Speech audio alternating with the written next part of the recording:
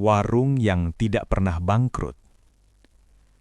Warung itu berdiri di pinggir jalan lama, jalan yang dulu ramai sebelum jalur baru dibuka. Bangunannya sederhana, tembok kusam warna coklat tua, atap asbes yang selalu lembab, dan satu spanduk lusuh bertuliskan, "Warung Mbah Suti, nasi dan lauk rumahan." Anehnya, meski jalan itu sepi, warung tersebut tidak pernah kekurangan pembeli. Setiap jam makan, selalu ada orang datang. Sopir truk, pedagang keliling, mahasiswa, bahkan orang-orang berpenampilan rapi yang seharusnya lebih memilih restoran besar. Mereka makan dengan wajah serius, nyaris tanpa bicara, seperti sedang memenuhi kewajiban. Dan setelah makan, ekspresi mereka berubah. Lega, puas, ketagihan. Hendra, pemilik warung itu, awalnya hanyalah orang biasa. Bertahun-tahun ia berjualan tanpa hasil. Utang menumpuk, anak sakit-sakitan, istri hampir pergi. Sampai suatu malam, saat warungnya hampir ditutup selamanya, seorang nenek datang. Nenek itu duduk sendiri, memesan nasi putih dan air hangat. Tidak menyentuh lauk. Saat pergi, ia meninggalkan sesuatu di meja. Selembar kain hitam berbau tanah dan darah. "Kalau kamu mau warungmu hidup," kata nenek itu pelan, "beri makan sesuatu yang lapar, bukan cuma manusia." Sejak malam itu, semuanya berubah. Masakan Hendra selalu habis. Warungnya terkenal dari mulut ke mulut. Keuntungan berlipat. Anak sembuh, utang lunas. Tapi setiap malam Jumat Kliwon, Hendra harus memasak sendirian di dapur tertutup sambil membaca mantra yang tertulis di kain hitam itu. Dan selalu ada satu porsi yang tidak dijual. Warung Mbah Suti mulai mempekerjakan karyawan. Salah satunya Lina, gadis muda dari desa sebelah. Ia rajin, cekatan, dan tidak banyak tanya. Awalnya. Namun Lina mulai curiga ketika menyadari sesuatu. Tidak ada karyawan yang bertahan lama. Selalu ada yang berhenti mendadak. Ada yang katanya pulang kampung, ada yang sakit, ada yang menghilang. Dan setiap kali itu terjadi, menu baru muncul. Dagingnya lebih empuk, kuahnya lebih gurih, pelanggan makin ramai. Suatu malam, Lina lupa mengambil ponselnya di dapur. Ia kembali setelah warung tutup. Lampu sudah dimatikan, tapi dari dapur terdengar suara. Suara orang mengunyah. Pelan, basah. Lina mengintip dari celah pintu. Ia melihat Hendra berdiri di depan kompor. Di sampingnya, sesuatu berjongkok. Tubuhnya tinggi kurus, kulitnya pucat keabu-abuan, perutnya membesar seperti kelaparan abadi.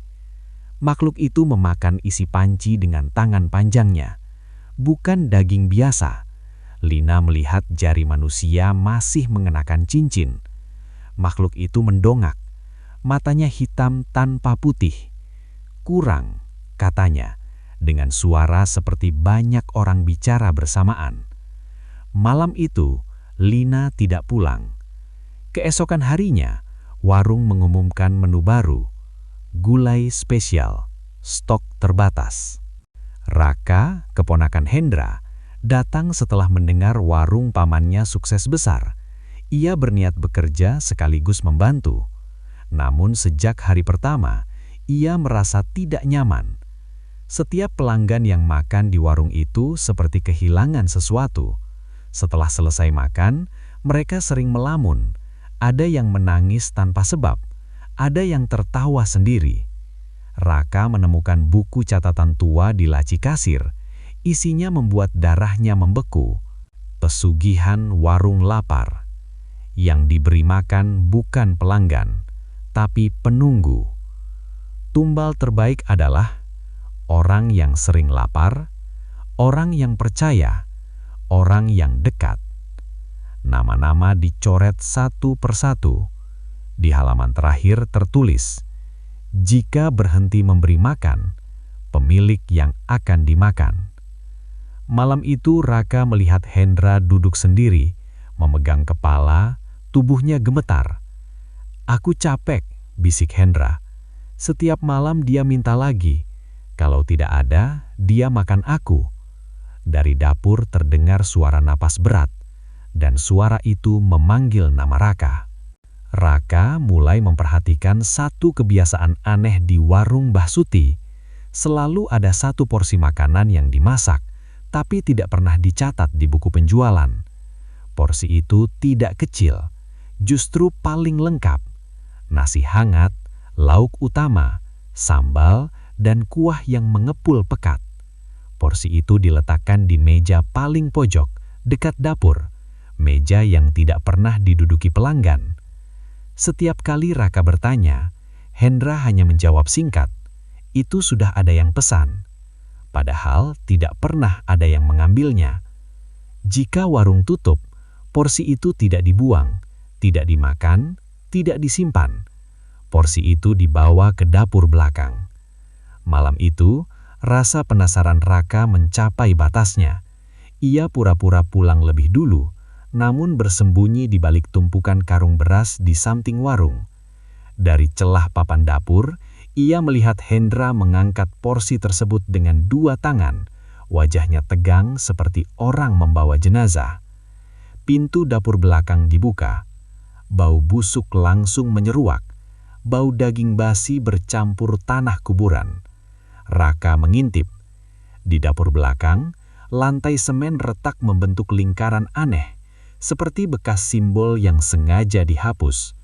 Di tengah lingkaran itu, ada mangkuk tanah, tulang kecil, dan sisa kain hitam yang dulu disebut Hendra berasal dari nenek misterius. Hendra berlutut. "Ini bagiannya," ucapnya lirih. "Masih hangat." Lampu tiba-tiba meredup. Dari sudut dapur, sesuatu bergerak. Makhluk itu muncul perlahan, seakan tubuhnya dirakit dari bayangan.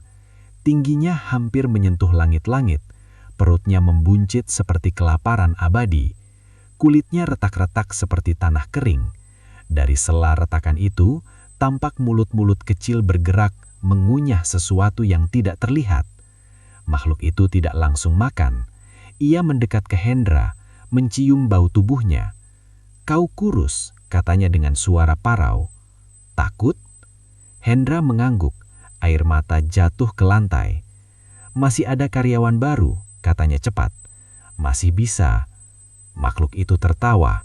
Suaranya seperti tulang diremas. "Aku ingin yang dekat, yang satu darah." Raka refleks mundur. Papan di bawah kakinya berderit pelan. Makhluk itu berhenti.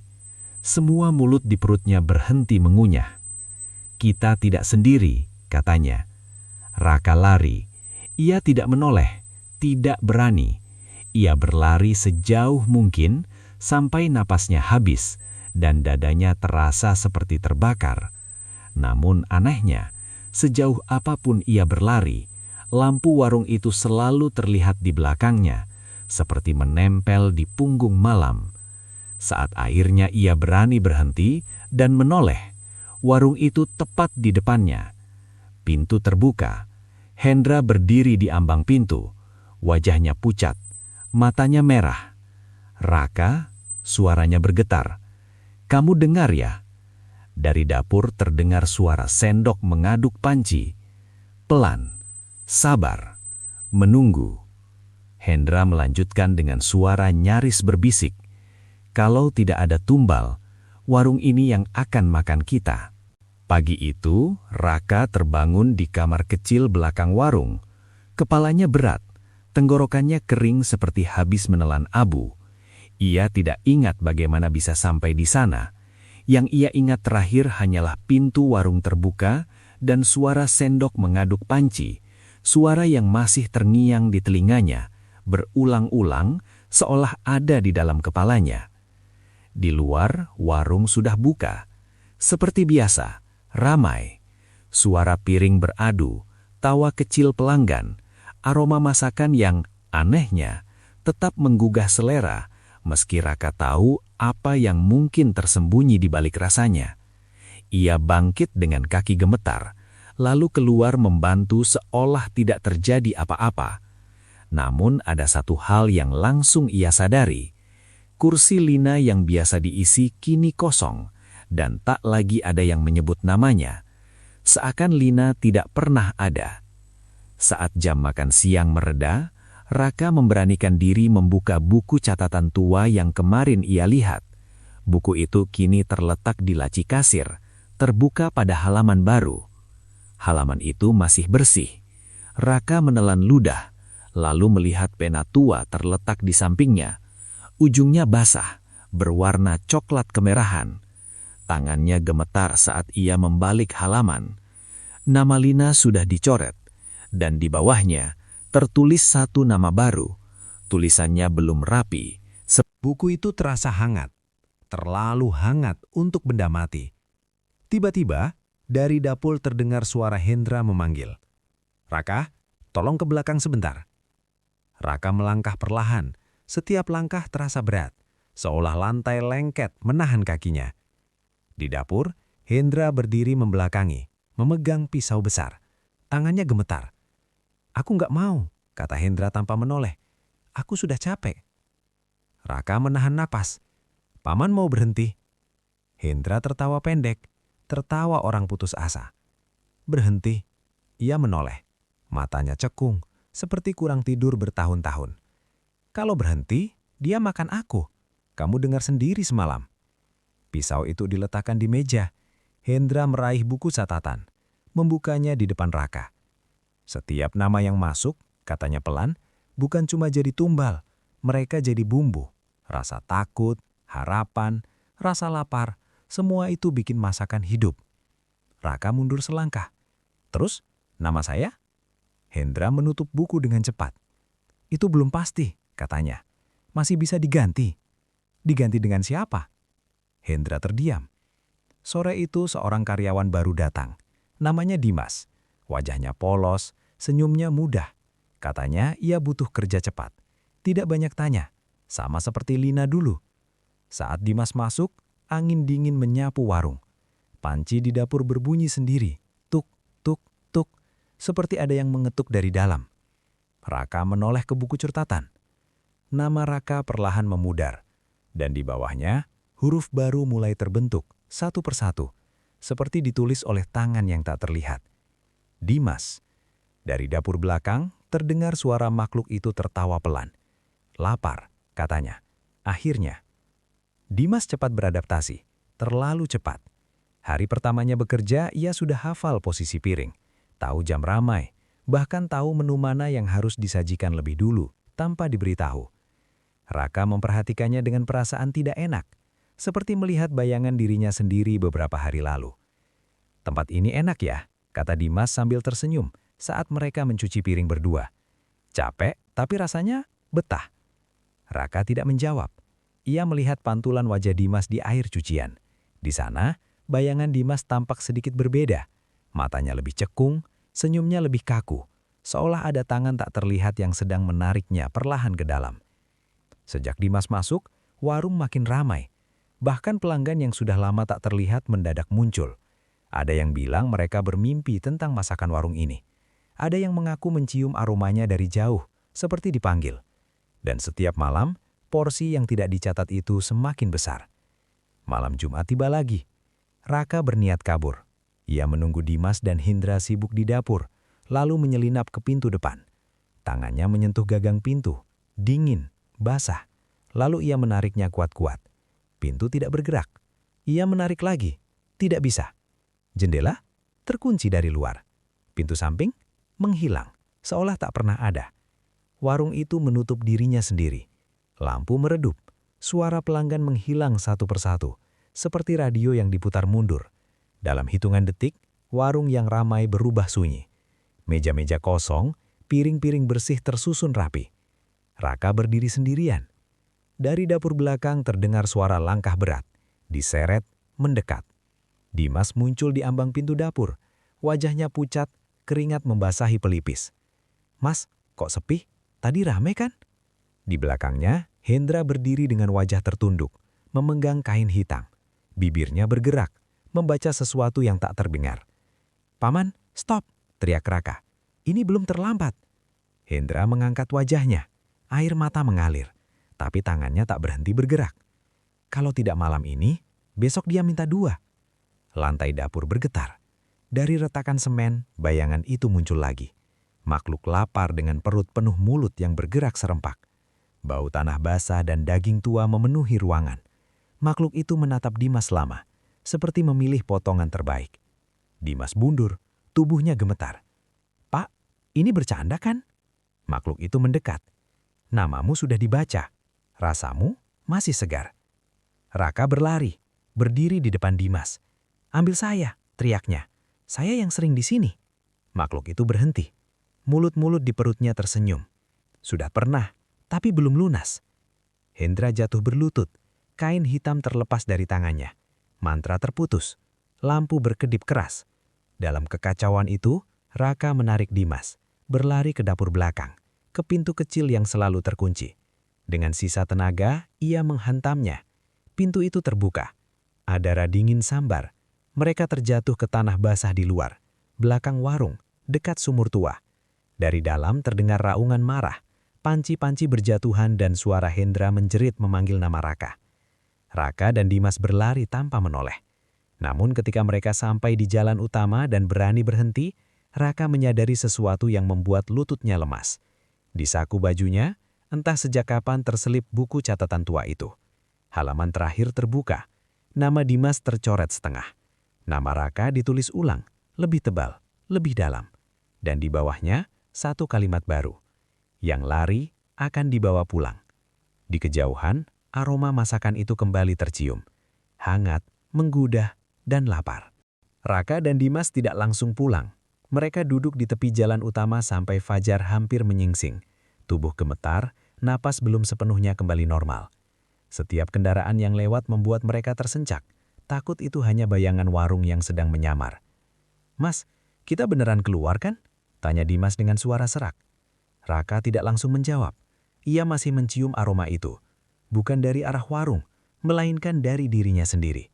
Bau masakan hangat, kuah gurih, dan daging rebus yang perlahan meresap ke udara.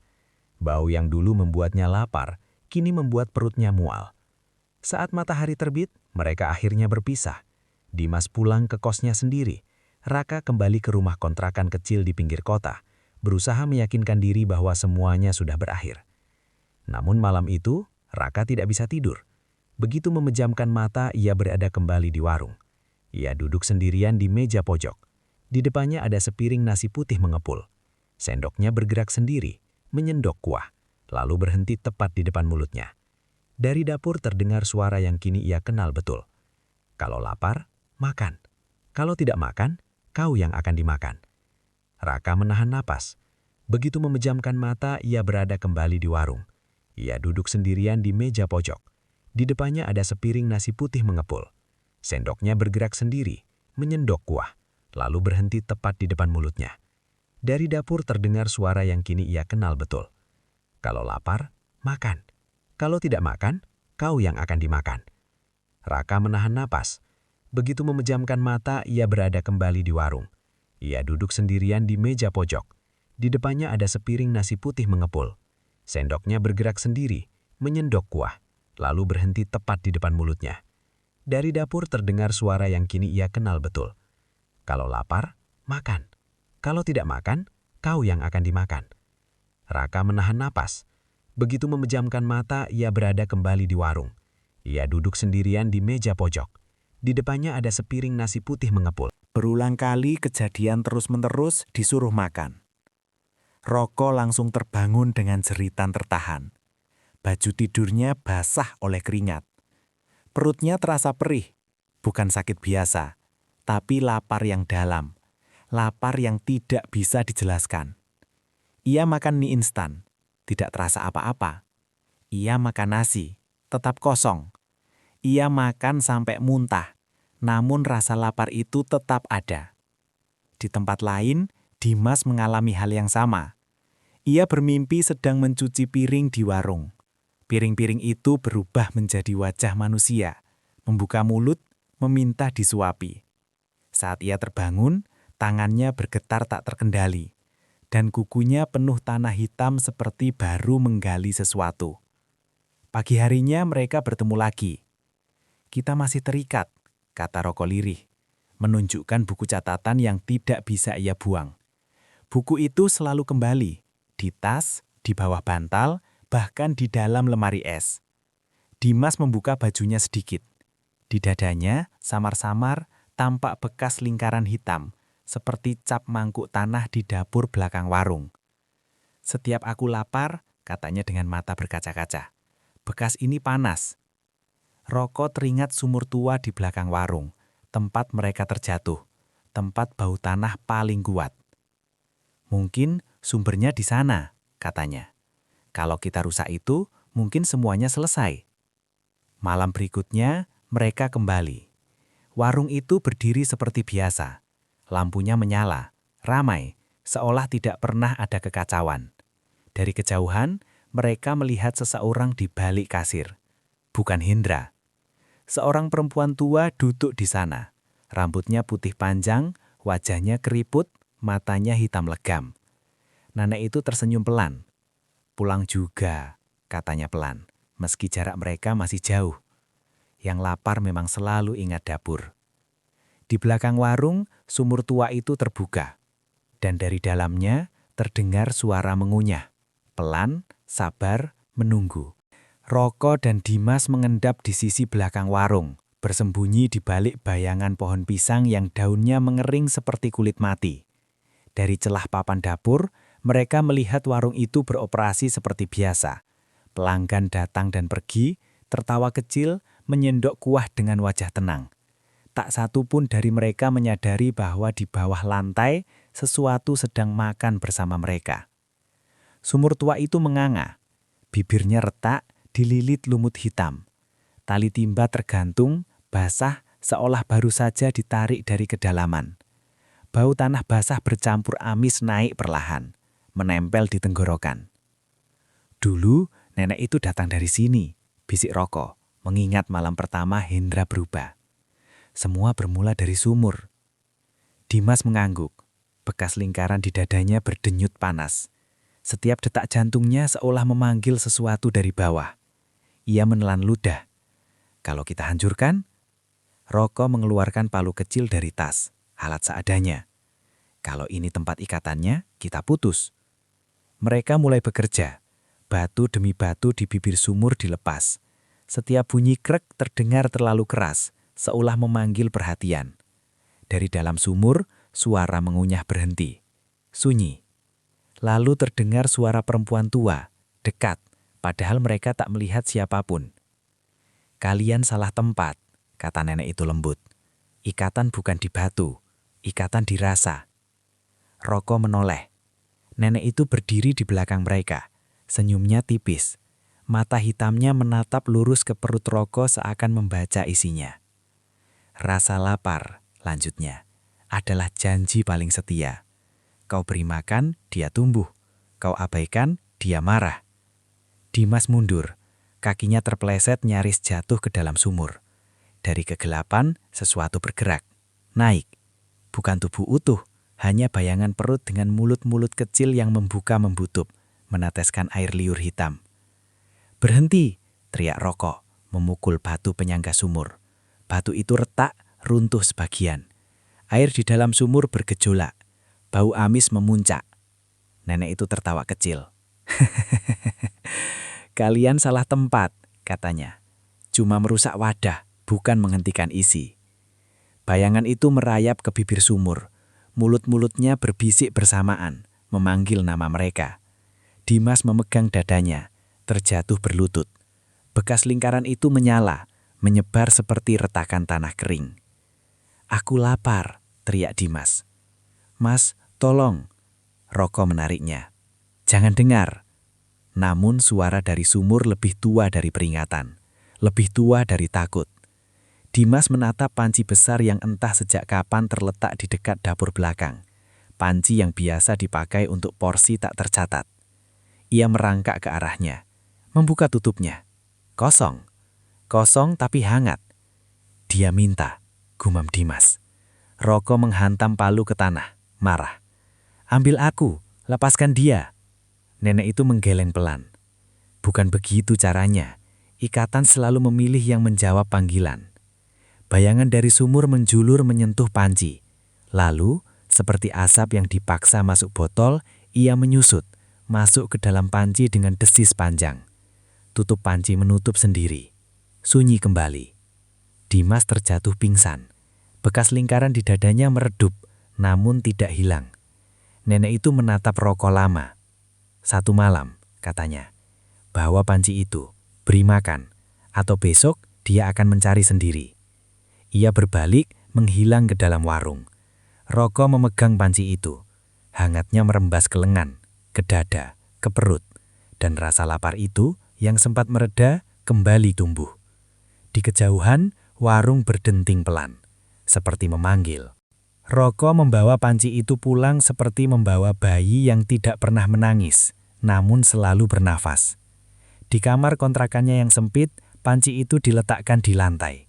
Tanpa api, tanpa kompor menyala, tapi tutupnya hangat dan berembun dari dalam, seolah ada sesuatu yang terus dimasak oleh waktu. Setiap beberapa menit, terdengar bunyi duk pelan di dasar panci, seperti sendok mengetuk dinding. Dimas terbaring di kasur tipis. Wajahnya pucat, nafasnya dangkal. Bekas lingkaran di dadanya berdenyut pelan. Kali ini teratur, seirama dengan bunyi dari panci. Jangan dimasak, bisik Dimas setengah sadar. Kalau dimasak, dia ingat. Roko menutup telinga. Ia tahu apa yang diminta. Nenek itu tidak berbohong, bukan karena ia jujur, tapi karena lapar selalu menepati janji. Malam merambat. Lapar itu datang seperti ombak.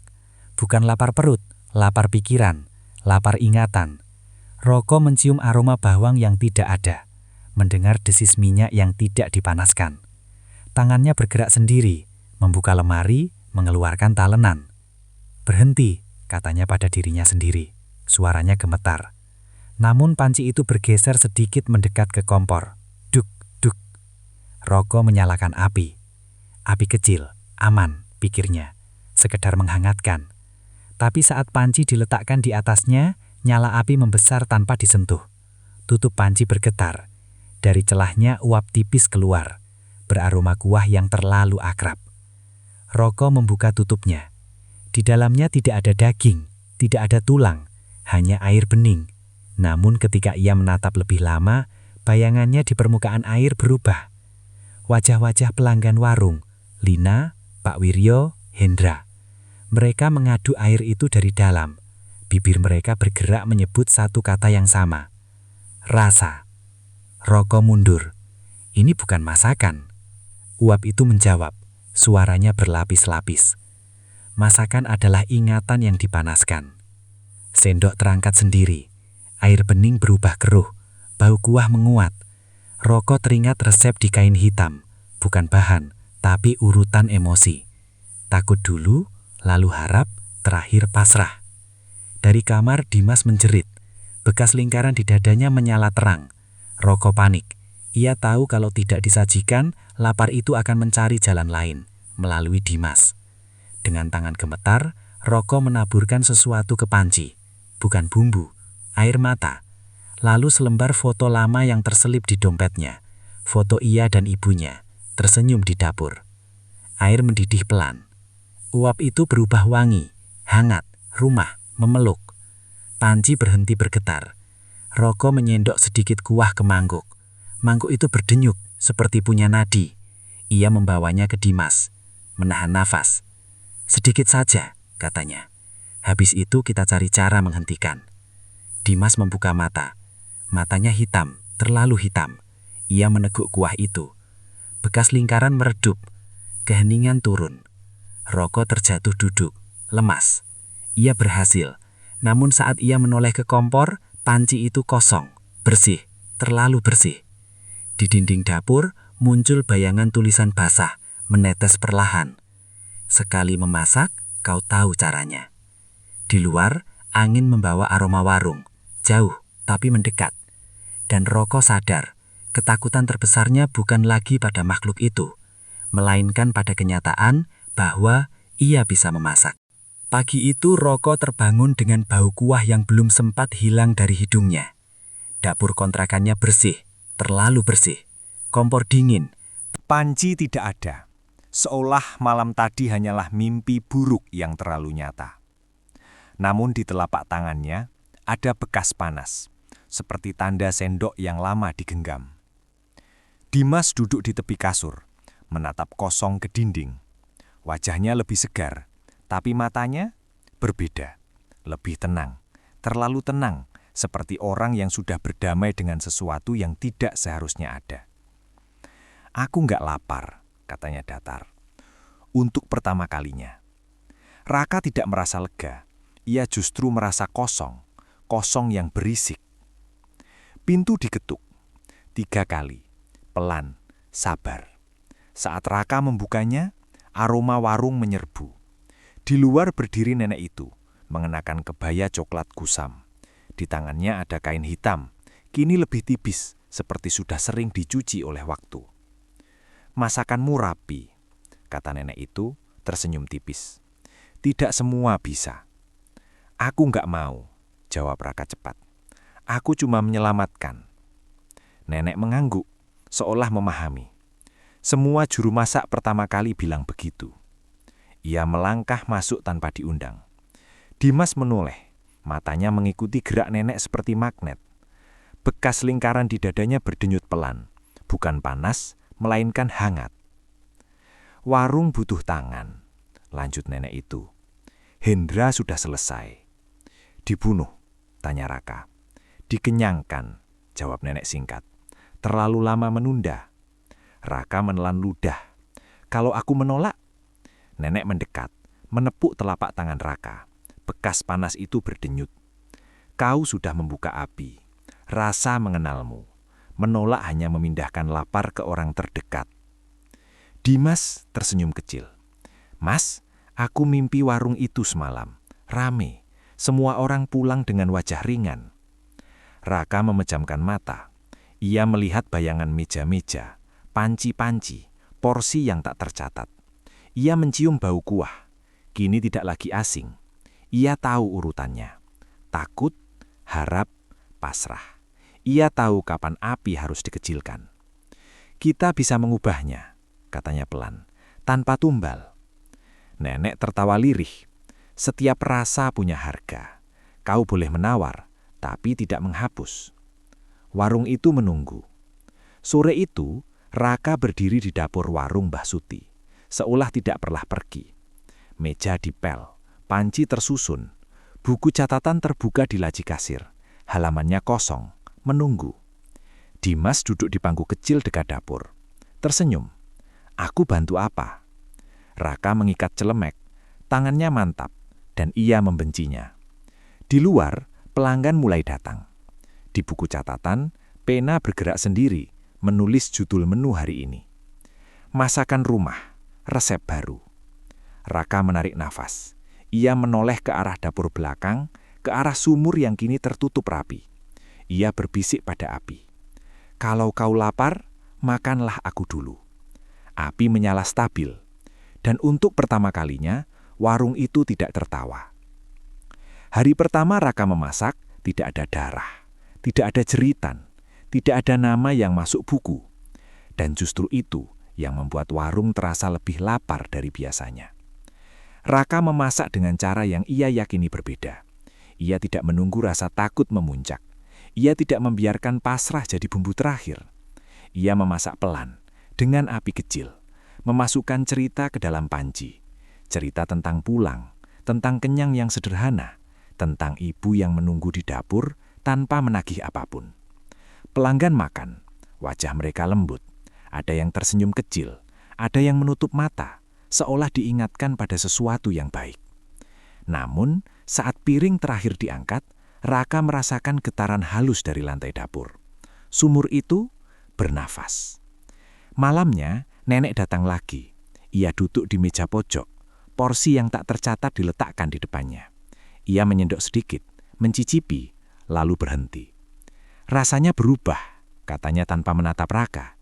"Ringan." Itu tujuannya, tidak ada tumbal. Nenek menghela nafas panjang. Kalau bukan nyawa, maka apa yang kau ambil? Raka terdiam. Ia tahu jawabannya. Ia sudah melihat tanda-tandanya. Sejak sore, pelanggan yang makan mulai meninggalkan sesuatu di meja. Cincin dilepas tanpa sadar. Dompet tertinggal. Foto keluarga jatuh dari saku. Bukan lupa, melainkan merelakan.